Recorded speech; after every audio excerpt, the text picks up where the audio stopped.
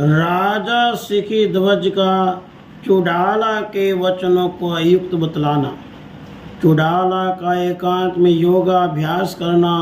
श्री रामचंद्र जी के पूछने पर श्री वशिष्ठ जी के द्वारा कुंडलिनी शक्ति का तथा विभिन्न शरीरों में जीवात्मा की स्थिति का वर्णन।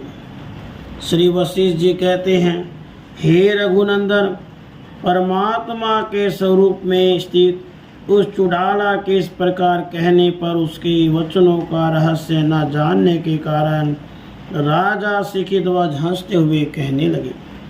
सिखीध्वज ने कहा, सुंदरी, तुम बाल बुद्धि हो, तुम्हारा वचन युक्ति संगत नहीं है।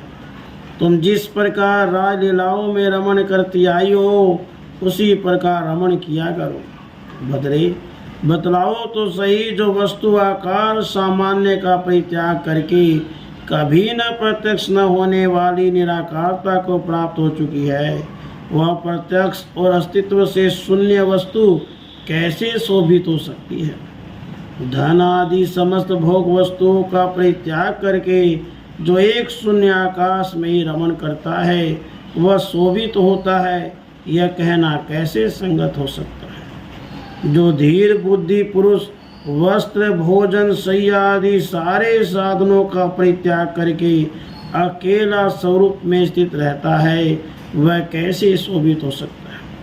इसलिए सुंदरी, तुम बाला हो, मुग्धा हो और चपल हो, विलासिनी, अनेक प्रकार के आला विलासों से जिस तरह मैं क्रीड़ा करता हूँ उसी तरह तुम भी क्रीड़ा करो।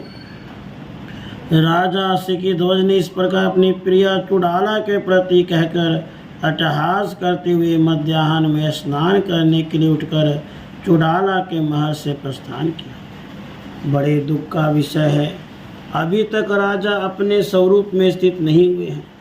मेरे वचनों को भी वे समझ न सके। इस प्रकार के विचार से खीन हुई वह चुड़ाला अपने कार्य में संलग्न हो गई।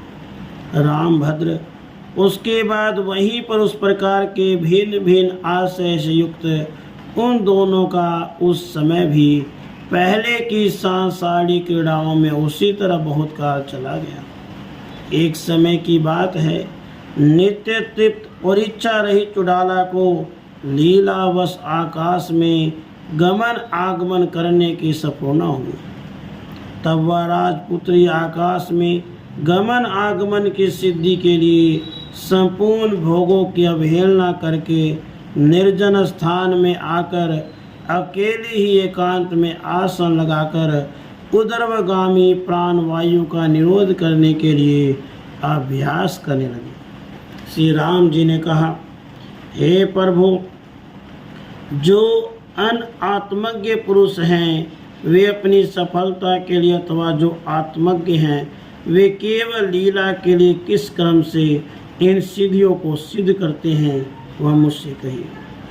श्री वशिष्ठ जी बोले, हे राघव, इस जगत में सभी जगत साध्य वस्तु तीन तरह की होती है, उपादेय अर्थात ग्रहण करने योग्य, हेय अर्थात त्याज्य और उपेक्षा के योग्य।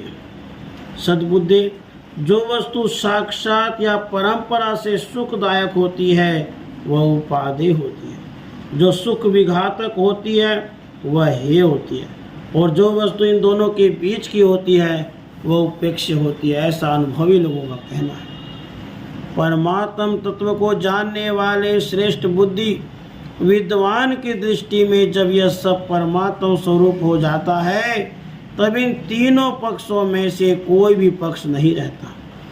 किसी समय ज्ञानी व्यवहार काल में लीला से ही इस समस्त जगत की उपेक्षा बुद्धि से केवल देखता है और समाधि काल में नहीं देखता। ऐश्वर्य आदि एक ही वस्तु ज्ञानी की दृष्टि में उपेक्षा के योग्य, मूढ़ की दृष्टि में उपादेय और उत्तम वैराग्य संपन्न पुरुष की दृष्टि में हेय होती है। श्री राम, आकाश गमन आदि सिद्धियों कर्म कैसा है उसे तुम अब सुनो। देश काल क्रिया द्रव्य की उपेक्षा करने वाली सब तरह की सिद्धियां यहाँ जीव को मोहित करती हैं। मणि औषधि, तप, मंत्र और क्रिया से होने वाली सिद्धि के क्रम का निरूपण अनावश्यक है, क्योंकि यह अध्यात्म विषय में विघ्न है। हे श्री राम, सिद्ध देश के नाम से प्रसिद्ध श्री शैल अथवा मेरु पर्वत पर निवास करने वाले पुरुष को सिद्धि होती है, इसका भी विस्तार पूर्वक वर्णन करना अध्यात्म विषय में हानिकर है। इसीलिए सिखी ध्वज की कथा के प्रसंग से प्राप्त सिद्धि रूप फल से युक्त इस प्राण आदि वायु की अभ्यास क्रिया को तुम श्रवण करो। साध्य अर्थ से भिन्न पदार्थ की वासना का त्याग करके गुदा आदि द्वारों के संकोच से सिद्ध आदि आसन, काया, मस्तक, गर्दन की समता, निश्चलता, नासिका के अग्रभाग में दृष्टि को स्थिर करना आदि योग शास्त्रोक्त क्रियाओं से, भोजन आसन की पवित्रता से, भली भांति योग शास्त्र के परिशीलन से, उत्तम आचरण से, सज्जनों के संग से, सर्व त्याग से, सुखासन में बैठकर कुछ काल तक प्राणायाम के दृढ़ अभ्यास से, क्रोध लोभ आदि के सर्वथा त्याग से, भोगों के त्याग से, रेचक पूरक और कुंभक का चित्राभ्यास हो जाने पर, प्राणों पर पूर्ण प्रभुत्व के हो जाने से योगी के पांचों प्राण उसी तरह उसके अधीन हो जाते हैं जिस तरह राजा के सेवक राजा के वश में होते हैं। राघव, प्राणायाम के द्वारा देह में स्थित प्राण अपान वायु के अपने अधीन हो जाने पर राज्य से लेकर मोक्ष पर्यंत सभी संपत्तियां सुख साध्य हो जाती हैं। मंडलाकार गोल कुंडलाकार से युक्त मर्म अर्थात नाभि स्थान में समाश्रित 100 नाड़ियों की आश्रय आंत्रवेष्टनिका सुषुम्ना नाम की नाड़ी है।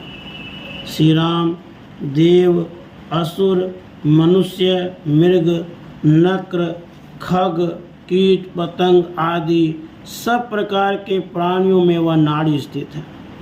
गुदा से लेकर भौं के बीच तक सब छिद्रों का स्पर्श करती हुई वह सुषुम्ना नाड़ी मन की वृत्तियों से भीतर चंचल और बाहर प्राण आदि से संबंध युक्त होकर सदा स्थित रहती है।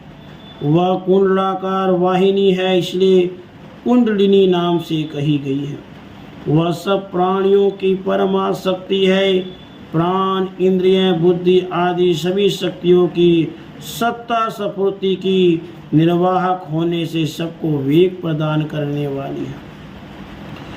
वही अपने मुख से प्राण वायु को ऊपर फेंकती है, अपान को नीचे खींचती है, इसलिए सदा सांस खींचती हुई स्पंदन में हेतु बनी वह ऊपर की ओर मुँह करके कुपित सर्पिणी की तरह स्थित रहती है। यह कोमल स्पर्श वाली कुंडलिनी कमल में भ्रमर की तरह देह में जैसे जैसे स्फुरित होती है वैसे वैसे अंतःकरण में ज्ञान होता है। उस कुंडलिनी में हृदय कोश की समस्त नाड़ियाँ सम्मिलित हैं। वे सब नाड़ियाँ संसागर में नदियों की तरह उसी से बारंबार उत्पन्न होती है और उसी में विलीन होती जाती है। प्राण रूप से उसके उदरगमन में उत्सुक होने तथा अपान रूप से अधः प्रवेश की ओर उन्मुख होने से एक वही संपूर्ण ज्ञानों की साधारण बीज कही गई है। श्री राम, पशुओं से लेकर स्थावर आदि देहों में, मनुष्य आदि शरीरों में जिस तारतम्य से जीवात्मा रहता है, यह मैं तुमसे क्रमशः कहता हूँ सुन। यह सत्य, नित्य, चेतन, विकार शून्य और अनामय जीवात्मा अपनी कल्पना से पंचभूतों के रूप में स्थित होता है। पूर्व कर्मों के अनुसार जीवात्मा की कल्पना से पंचभूत मनुष्य आदि देह भाव की, तिर्यक देह भाव की, सुवर्ण भाव की, देशादि भाव की, द्रव्य आदि भाव की प्राप्ति होती है। हे रघुनंदन, इस तरह यह संसार केवल पंचभूत का विकास मात्र ही है और वह चेतन जीवात्मा ही यहाँ सर्वत्र विद्यमान है। वही जीवात्मा केवल पंचभूतों के संबंध से मनुष्य आदि देहों में बौद्धिक ज्ञान की विशेषता के कारण चेतन प्रधान, कहीं त्रियग आदि में जड़ चेतन उभय प्रधान और वृक्ष पहाड़ आदि सथावर योनियों में जड़ प्रधान रहता है। हे निष्पाप श्री राम, देह आदि आकार में परिणत पंचभूत जीव का संकल्प होने के कारण जीव कहलाता है और पहाड़ आदि तो केवल जड़ी है एवं वृक्ष आदि सथावर बाहर की वायु से स्पंदनशील चेष्टावान होते हैं। पंचभूत समूहात्मक मेरु पर्वत आदि तो तृण की भांति जड़ है, किंतु ये वृक्ष कीट आदि सथावर जंगम प्राणी चेतन है। इनमें वृक्ष आदि सथावर जाति की वासना निद्राग्रस्त मनुष्य की वासना की भांति प्रसुप्त है। मनुष्य और देवता आदि में बुद्धि की अधिकता के कारण उनकी वासना प्रबुद्ध है। पशु पक्षी आदि मलिन वासना से युक्त है, किंतु मनुष्यों में कुछ मोक्षगामी मनुष्य वासनाओं से रहित हैं, क्योंकि वे विवेक को प्राप्त हो गए। अतः वे संसार में पुनः जन्म धारण नहीं करते, किंतु इनसे भिन्न अविवेकी मनुष्य बार बार संसार में भ्रमण करते रहते हैं। राधे